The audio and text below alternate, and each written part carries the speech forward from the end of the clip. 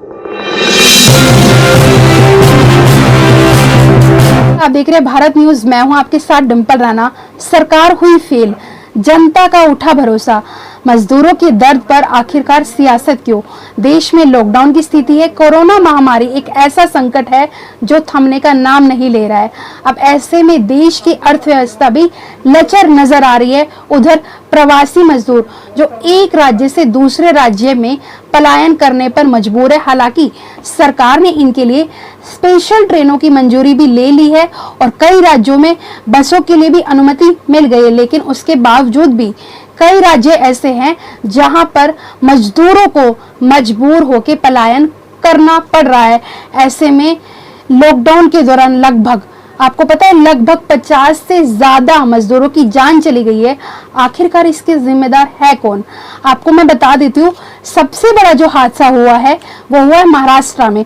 महाराष्ट्र की घटना है, इसमें सबसे ज्यादा लोग मरे हैं। उसके बाद उत्तर प्रदेश में घटना हुई है, मध्य प्रदेश में घटना हुई है जिसमें मजदूरों की जान चली गई है। वो अपने घर जाना चाहते थे लेकिन उनकी जान चली गई। अब उनके परिवार का क्या होगा?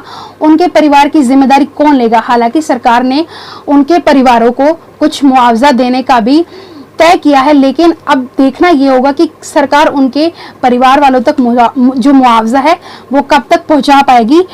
सबसे बड़ी जो समस्या आ रही है इस वक्त इस लॉकडाउन के दौरान, इस महामारी के दौरान, वो मजदूर तबके के जो लोग हैं। हालांकि हमारे देश में गरीब लोगों की संख्या करोड़ों में है और करोड़ों लोगों तक जो है सहायता पहुंचाना सरकार के लिए भी एक मुश्किल काम हो रहा है। लेकिन अब सरकार भी करे भी तो क्या करे? सरकार पर भी दोष नहीं दे सकते, क्योंकि कहीं ना कहीं अगर देखा जाए तो सरकार भी कोशिश कर रही है, पैकेज दे रही है गरीब लोगों के लिए और राशन का भी जो है कर रही है, लेकिन उसके बावजूद भी गरीब तबके का जो वर्ग है उस तक सहायता नहीं पहुंच पा रही। अभी भी बहुत सारे हजारों लाखों की संख्या में ऐसे लोग हैं जिन तक राशन नहीं पहुंच पा रहा है। अगर हम बात करें मजदूरों की, तो मजदूरों के लिए तो इतनी बड़ी समस्या हो गई। एक तो उनके पास काम नहीं है, वो अपने राज्य से, अगर कोई उत्तर प्रदेश का मजदूर है वो बिहार काम करने जा रहा है, अगर कोई बिहार का मजदूर है वो महाराष्ट्र काम करने जा रहा है, और ये मजदूरों का जो काम है एक राज्य से दूसरे राज्य में ही रहता है। इनके लिए बहुत बड़ी समस्या हो गई है। हालांकि आज एक ये ऐसा दौर चल रहा है जिसमें अमीर और गरीब अगर दोनों को देखा जाए तो दोनों की ही सिचुएशन एक है। दोनों की ही कंडीशन को अगर देखा जाए तो पैसे को लेकर जो है वो दिक्कतें सबको आ रही है, लेकिन मजदूर लोग जो हैं वो उसी दिन कमाते हैं और उसी दिन खाते हैं। रोजी रोटी इनकी रोज की कमाने की होती है और रोज की खाने की होती है। अब ऐसे में सरकार बहुत सारी योजनाएं भी लागू कर रही हैं और बहुत सारी योजनाएं ऐसे हैं जिसके तहत गरीबों को और मजदूर तबके के लोगों को सहायता दी भी जा रही है। लेकिन फिर भी जो मजदूर लोग जिनकी जान चली गई है उसकी जिम्मेदारी कौन लेगा? क्योंकि सरकार तो कोई किसी भी मजदूर की जान चली जाती है, सरकार तो उसके लिए एक मुआवजा देने का तय कर लेती है। ऐसा नहीं है कि सरकार कुछ नहीं करती, लेकिन जान जाती ही क्यों है? लापरवाही जो ये लापरवाही होती है ये क्यों होती है सरकार से? क्या जो मजदूर तबका है उसको समझाने के लिए अपना कोई प्रतिनिधित्व सरकार को भेजना नहीं चाहिए? सरकारों को अगर चैनल्स के थ्रू वो कोई मैसेज दे दे कि आप वहीं पर रुके रहिए, आपके लिए सारे बंदोबस्त किए जाएंगे, तो शायद जो मजदूर तबका है वो गुस्से में पैदल चलने पर मजबूर नहीं होगा, पलायन करने पर मजबूर नहीं होगा। सबसे बड़ा जो हादसा है मैं आपको बता देती हूँ जिसमें मजदूर लोगों की जान गई है, वो महाराष्ट्र में हुआ था। औरंगाबाद में ट्रेन की चपेट में आने से सभी जो मजदूर है उस दिन मौत का शिकार हो गए। तकरीबन 16 मजदूर उमरिया और शहडोल जिले के थे। औरंगाबाद से 10 किलोमीटर दूर स्थित करमाड़ में ट्रेन की चपेट में आने के कारण इन सभी की मौत हो गई है। ये मजदूर जो है जालना से बुसवल की और रेल की पटरियों के किनारे पैदल ही चल रहे थे।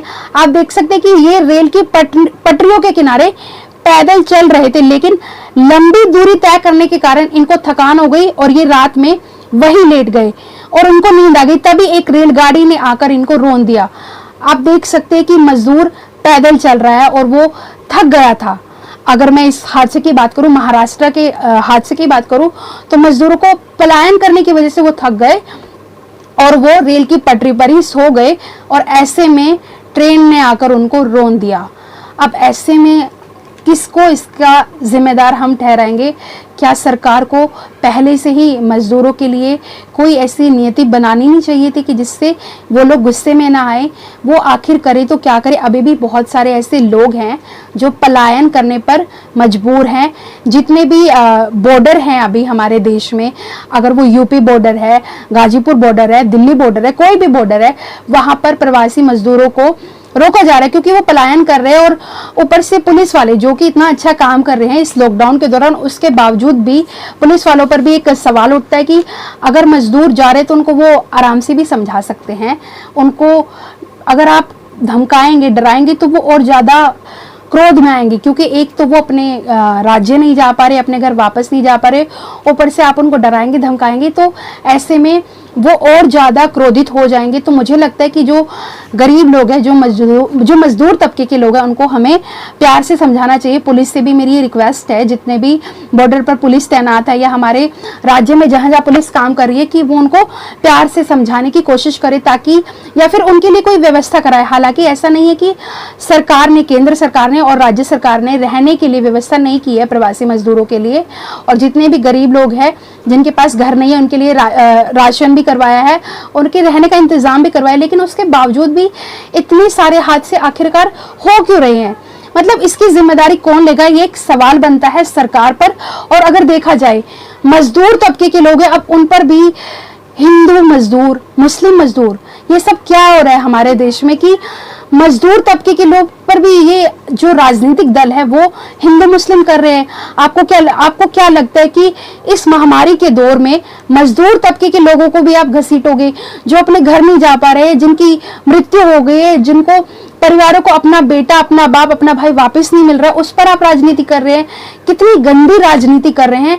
हमारे देश के कुछ राजनीतिक दल हैं ऐसे जो इतनी बुरी तरीके से अपनी कुर्सी बचाने के लिए इतनी कुछ भी बोल रहे हैं, कुछ भी मन में आ रहा है, कुछ भी टिप्पणी कर रहे हैं। अगर आप दूसरी पार्टी पर, अपने विपक्ष पर निशाना भी साधना चाहते हैं तो उसमें आप मजदूर लोगों को क्यों इन्वॉल्व करते हैं? आप क्यों हिंदू मुस्लिम करते हैं? हर मुद्दे में क्या हिंदू मुस्लिम करना जरूरी है? ये सरकार को सोचना चाहिए। जितने भी राजनीतिक संगठन है, सभी राजनीतिक संगठन ऐसे नहीं है, लेकिन कुछ ऐसे हैं राजनीतिक संगठन जो हिंदू मुस्लिम कर रहे हैं। इस दौरान भी आप हिंदू मुस्लिम करेंगे तो हमारे देश का क्या हाल होगा? एक तो हमारे देश की अर्थव्यवस्था है वो इतनी लचर हो गई है। आप जानते हैं कि ये दुनिया में एक ऐसी महामारी है जो हर देश इसको झेल रहा है। और आर्थिक व्यवस्था की अगर हम बात करें तो ग्लोबली बहुत सारे देश ऐसे हैं, ग्लोबली अगर देखा जाए, कि उनकी जो इकोनॉमी है उस पर प्रभाव पड़ा है और इसको सही होने में, दोबारा से पटरी पर लाने में समय भी लगेगा। ये देश के लिए भी एक चैलेंज है और भारत सरकार के लिए भी एक चैलेंज है। और सबसे बड़ी बात है, जो करोड़ों और लाखों परिवार, गरीब परिवार हैं, मजदूर तबके के लोग हैं और जिनका बिल्कुल काम, जो छोटे छोटे व्यापारी हैं, मैं उनकी भी बात करूंगी, उनका भी काम जो है वो बंद पड़ा है। अब ऐसे में जो है वो अपना घर कैसे चलाएंगे और कैसे अपने बच्चों को पढ़ाएंगे? क्योंकि 2 महीने से जो है ये बंदी है। ये 109 साल का इतिहास, 109 साल का इतिहास, मतलब 109 साल के बाद इतनी बड़ी जो है लॉकडाउन हुआ है, इतनी बड़ी जो है बाजार बंदी हुई है। और अभी भी बाजार बंदी खुली नहीं है, आगे भी ये कंटिन्यू हो सकती है। ये जून तक भी जा सकती है, ये जुलाई अगस्त तक भी जा सकती है। अगर सूत्रों की माने तो जब तक महामारी पूरी तरीके से कंट्रोल में नहीं आ जाती, जब तक इसके संक्रमण जो है वो कम नहीं हो जाता पूरी तरीके से, या हम कह सकते खत्म नहीं हो सकता, तब तक हम इसको, सरकार भी इसको अलाउ नहीं करेगी खोलना। लेकिन इस बार जो लॉकडाउन 4 लगा है, या अलग अलग तरीके से लॉकडाउन पहला लगा था, फिर दूसरा, फिर तीसरा और फिर चौथा, हर एक लॉकडाउन में थोड़ी थोड़ी सरकार ने छूट दी है।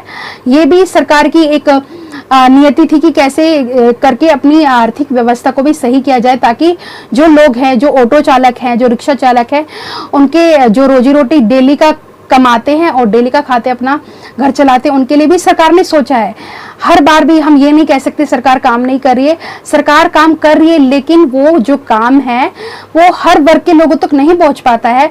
जितने भी गरीब है, अब अगर लाखों हजारों की संख्या में गरीब है तो हर गरीब तक सरकार की सहायता नहीं पहुंच पाती है, हर मजदूर तक सरकार की सहायता नहीं पहुंच पाती है।